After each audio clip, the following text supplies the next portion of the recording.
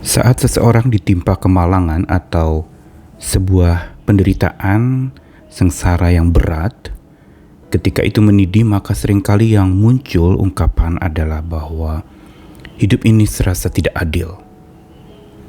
Sikap tidak adil di sini mengungkapkan sebuah kekesalan hati, merasa bahwa kehidupan ini penuh dengan tekanan dan keadilan itu identik dengan tekanan-tekanan itu. Dan hidup juga menjadi terasa tidak adil ketika lalu kemudian orang mulai membanding-bandingkan.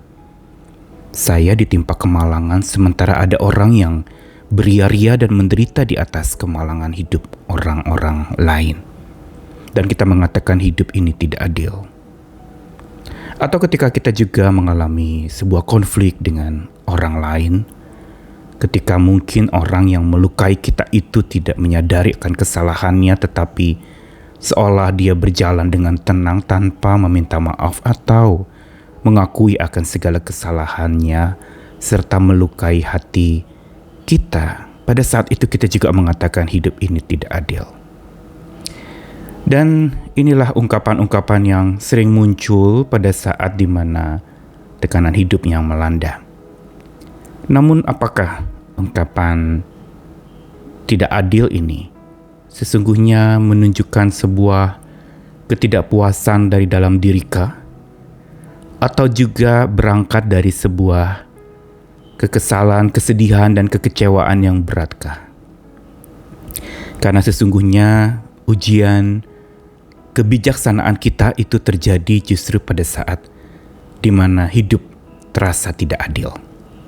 Saya Nikolas Kurniawan menemani lagi di dalam Sabda Tuhan hari ini, masih dari apa yang dialami oleh seorang tokoh dalam kitab suci Ayub yang ditimpa bertubi-tubi kemalangan dan masalah hidup, dan dia mengalami hidup ini tidak adil. Diungkapkan di dalam Ayub pasal 19, saya bacakan ayat 21 sampai 22 lalu 25 sampai 27. Kasihanilah aku hai sahabat-sahabatku, karena tangan Allah telah menimpa aku. Mengapa kamu mengejar aku seakan-akan Allah dan tidak menjadi kenyang makan dagingku?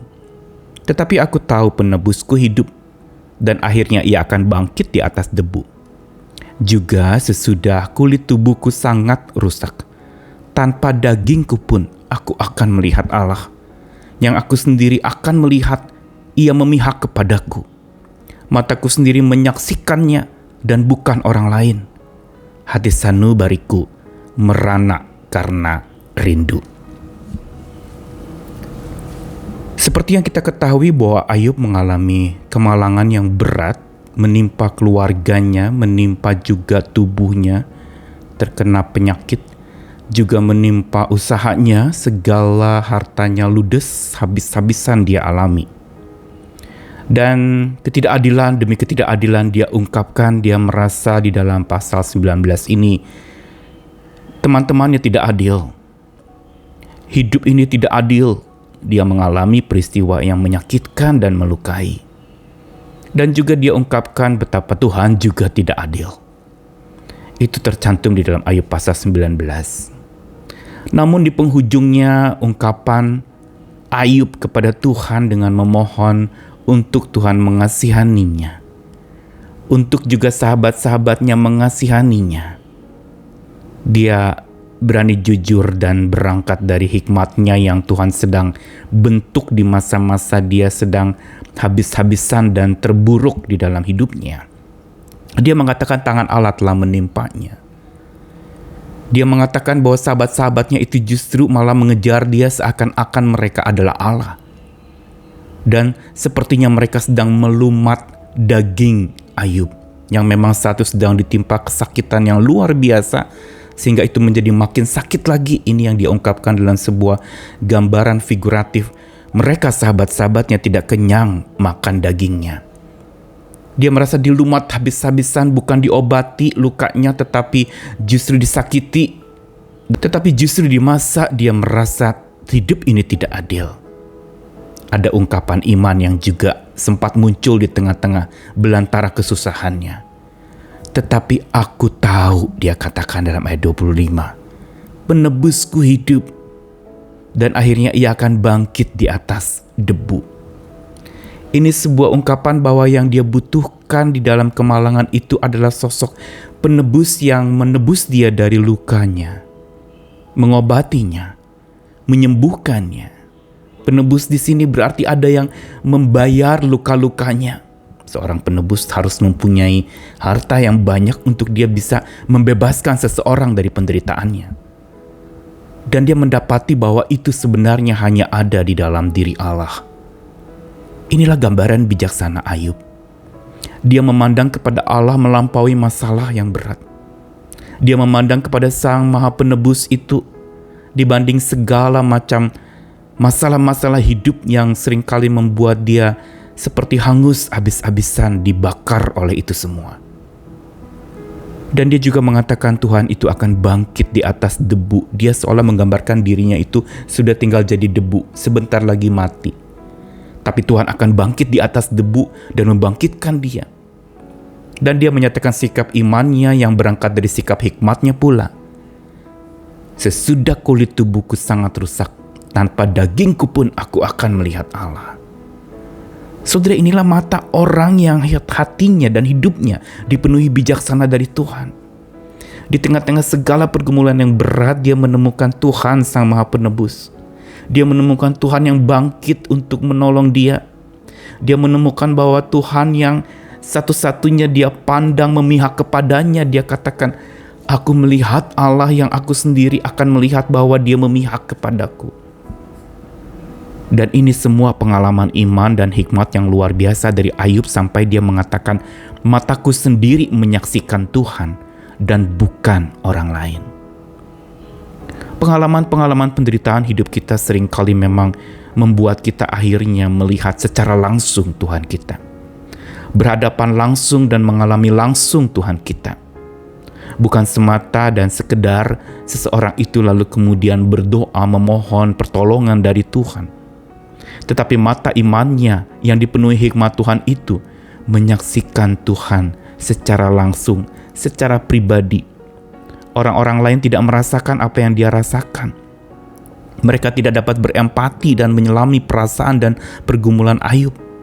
Tetapi akhirnya Ayub mengatakan satu-satunya yang bisa berempati kepadanya dan ikut merasakan hanyalah Allahnya yang menebus dia. Allahnya yang bangkit menolong dia.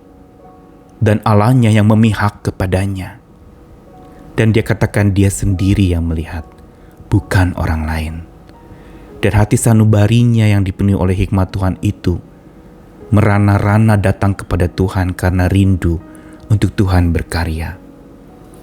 Satu pelajaran tentang hikmat Tuhan yang mengalir dalam diri Ayub ketika dia sedang habis-habisan, dia dicecar oleh berbagai macam pergumulan yang berat.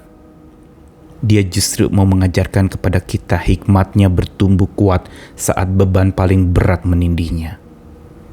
Pelajaran dari ayat ini mau memberitahu kepada kita bahwa kala hidup terasa tidak adil, mata yang penuh hikmat dan bijaksana dari Tuhan itu akan mampu memandang Sang Maha Adil. Allah yang adil ketika dia sedang mengizinkan penderitaan menimpa seseorang, bukan berarti yang lain itu bebas dari penderitaan. Akan ada gilirannya. Tuhan Sang Maha Adil itu akan berandil, dia yang paling berandil, paling berjasa untuk mengubah pribadi-pribadi yang bermental kerdil.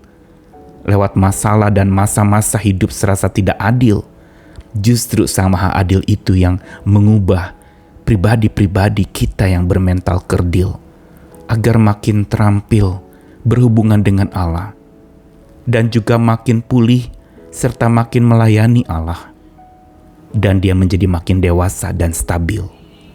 Arti stabil berarti dia sungguh langsung mengalami Allah secara pribadi tanpa perantara orang berikutnya, tapi dia langsung. Bukan dari kata orang lagi, tetapi dia mengalami betapa hatinya, matanya sendiri menyaksikan seperti yang Ayub tuliskan tadi. Karena itu tetaplah hidup kembali lagi dari hikmat Tuhan, agar saat-saat kita mengalami hidup terasa tidak adil, kita menemukan Sang Maha Adil itu sungguh dia yang paling berandil mengubah kita yang kerdil menjadi pribadi yang stabil dan dewasa. Selama terus dibentuk oleh Tuhan lewat pergumulan hidup yang berat, mari kita datang kepadanya senantiasa. Tuhan Maha Adil dan Dia mengerti betul apa yang kita alami. Amin.